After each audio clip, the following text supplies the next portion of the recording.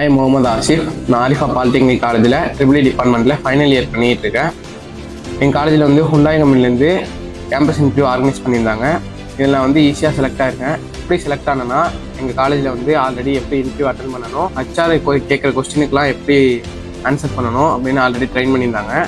இது என்ன பெஸ்ட்னா, ஹுண்டாய் கம்பெனி வந்து one of the best automobile company. இதில் நான் செலக்ட் ஆகி ஜாபுக்கு போக போகிறேன். இதை அரேஞ்ச் பண்ணி கொடுத்த ஆரிஃபா பாலிடெக்னிக் காலேஜ் இந்த மேனேஜ்மெண்ட்டுக்கு தேங்க்யூ ஸோ மச்.